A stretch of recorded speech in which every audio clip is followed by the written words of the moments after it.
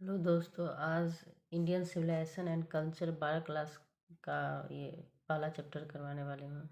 ये चैप्टर बहुत ही इम्पोर्टेंट है और इस चैप्टर में इंडियन सिविलाइजेशन एंड कल्चर के बारे में ये मशीन के बारे में, यूरोपियन सभ्यता के बारे में, इंडियन कल्चर के बारे में बताया जाता है।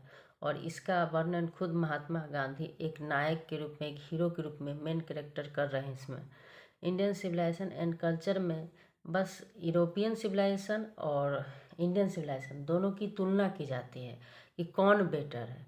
इसमें यही तुलना की जाती है कि हम लोग को कैसे रहना चाहिए, हम लोग को हमारी भारतीय सभ्यता कैसी है, यूरोपीय सभ्यता कैसी है, दोनों के बारे में बताया जाता है।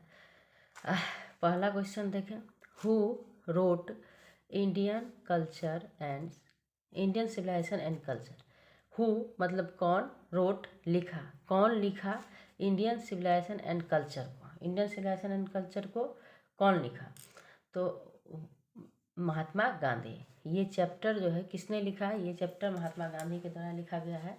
Who wrote Indian civilisation and culture, Mahatma Gandhi के द्वारा लिखा गया है। नेक्स्ट है, civilisation is the state of development of a. पहले तो हम बता दें, सिविलाइजेशन का अर्थ होता है, सिविलाइजेशन का मतलब होता है सभ्यता।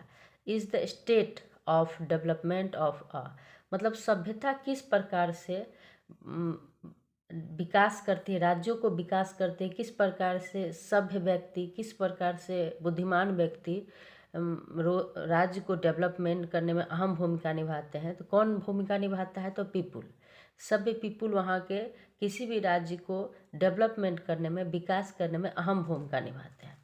Who is, next question, who is known as the father of the nation और बापू। हु कौन, नोन जाने जाते हैं, एज द, एज मतलब होता है के रूप में, the father of the nation, nation राष्ट्र के पिता और या Bapu. Who is known as the father of the nation और बापू, कौन राष्ट्र के पिता और बापू के नाम से जाने जाते हैं? तो नेक्स्ट आंसर है महात्मा गांधी। महात्मा गांधी हमारे भारत देश के राष्ट्रपिता कहलाते हैं और उनको प्रेम से बापू भी कहते हैं। नेक्स्ट क्वेश्चन है, my experiment with truth and was written by home.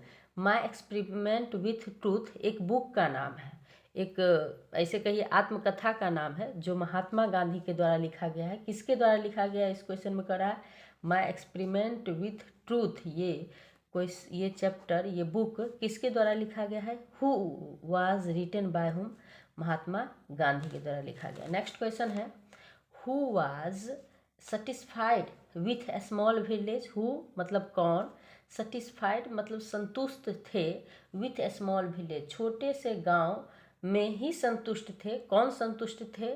तो हमारे आवर एंसेस्टर, हमारे पूर्वज लोग। पहले जो लोग रहते थे उनको क्या कहता है, शहर अच्छा नहीं लगता था।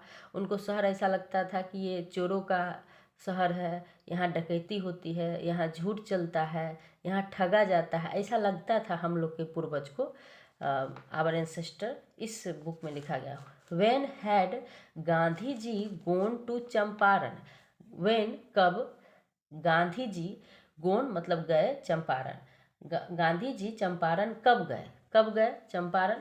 देखिए, ये चंपारण की बात आई तो हम एक बात बता दें, गांधी जी अपना सत्याग्रह चंपारण से ही सबसे पहले शुरू किए थे। चंपारण आपका गुजरात में पड़ता है पहला सत्याग्रह, क्योंकि इससे पहले गांधी जी दक्षिण अफ्रीका रहते थे।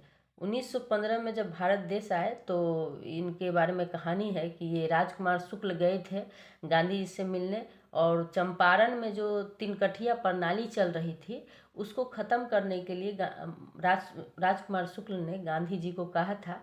इसलिए इसी के संबंध में गांधी जी चंपारण आए थे 1917 में, गुजरात में आए थे। नेक्स्ट क्वेश्चन है, हु वाज स्पिरिचुअल लीडर।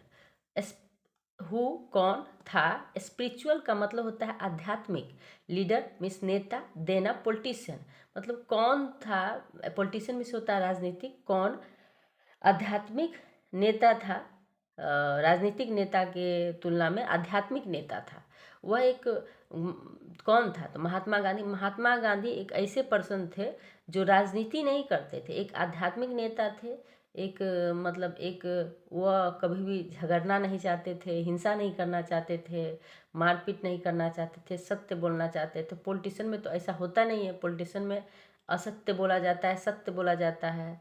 इसीलिए वह एक स्पिरिचुअल लीडर थे। कौन थे स्पिरिचुअल लीडर, आध्यात्मिक नेता कौन थे? महात्मा गांधी। क्योंकि सब दिन सत्य और अहिंसा के पथ पे चले हैं, इसलिए। नेक्स्ट क्वेश्चन है, Indian glory is that it is. Indian भारतीय ग्लोरी मतलब भारत का जो गर्व है, भारत की जो परंपरा है, इज दैट इट इज क्या है? इमूवेबल, वह अटल है, वह कभी भी ख़त्म नहीं हो सकती है।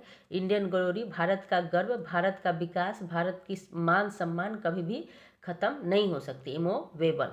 नेक्स्ट क्वेश्चन है, simple living and high thinking is the base of. कहता है सिंपल मीन्स होता है साधारण, लिविंग रहना, साधारण लिविंग, एंड हाई थिंकिंग मतलब साधारण रह रहे हैं, और एक उच्च सोच जो होता है, इज़ द बेस ऑफ। कहाँ का बेस है, मतलब कहाँ का लाइन है, ये लाइन कहाँ से लिया गया है, या बेस किसका है? तो इंडियन सिविलाइजेशन का है, ये भारतीय सभ्यता का ये सोच है। क्योंकि हमारे भारत के लोग साधारण रहन सहन रखते हैं और उच्च सोच रखते हैं, उसी के बारे में बताया जा रहा है। नेक्स्ट क्वेश्चन है, who used truth and non violence as the chief of weapons against the British rule in India. Who कौन, यूज्ड मतलब करते थे, ट्रूथ एंड नॉन वायलेंस कौन, सत्य और अहिंसा का उपयोग करते थे, as the chief of weapons किस रूप में? तो वह जो है शस्त्र के रूप में काम करते थे। किसके विरुद्ध में? तो ब्रिटिश शासक जो था भारत में, जो हमारे भारत देश को गुलाम बनाया हुआ था, उस शासक में ये उनके विरोध में वो मतलब हथियार नहीं चलाते थे, वो सत्य और अहिंसा का हथियार चलाते थे, जिसके कारण ही भारत आज़ाद हो पाया। सत्य और अहिंसा का क्या चलाते थे? वेपन्स मिस होता है, शस्त्र चलाते थे। किसके विरुद्ध? तो ब्रिटिश शासकों के विरुद्ध, जो हमारे भारत देश को 200 वर्ष तक गुलाम बनाया हुआ था वो। तो कौन चलाते थे ऐसा काम, कौन करते थे? M.K. गांधी, मतलब महात्मा करमचंद गांधी। ठीक है, M.K. गांधी इसका मतलब हुआ महात्मा गांधी, महात्मा करमचंद गांधी, इनका पूरा नाम है M.K. गांधी। हेलो दोस्तों, आज मैं 4 बजे सुबह आप लोग के कारण ही वीडियो बना रही हूँ। प्लीज़ सब्सक्राइब करें और ज़्यादा से ज़्यादा लाइक और शेयर करें। धन्यवाद।